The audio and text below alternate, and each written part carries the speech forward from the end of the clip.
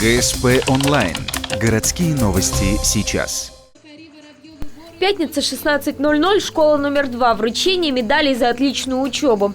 В этом году 11 класс окончили 585 мальчишек и девчонок. 53 из них медалисты, 30 золотых, 23 серебряных. В прошлом году это количество было на одну серебряную меньше. Сами новоиспеченные выпускники говорят, к этим высоким вершинам шли все 11 лет.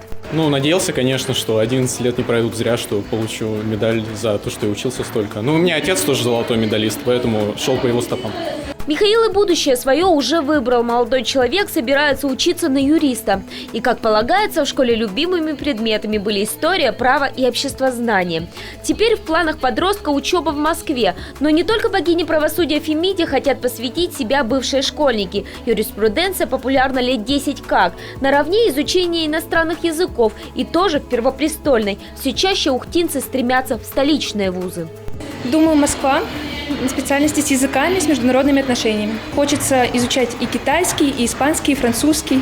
Девушка считает, что изучение именно китайского языка может принести хорошие дивиденды. Медалистка знает толк не только в школьной программе, но и во внешней политике. В скором времени этот язык может стать очень даже популярным. Последний звонок в школах отзвенел, медали вручены, и теперь выпускники отправляются в поистине взрослую жизнь, покорять новые вершины и сдавать новые экзамены.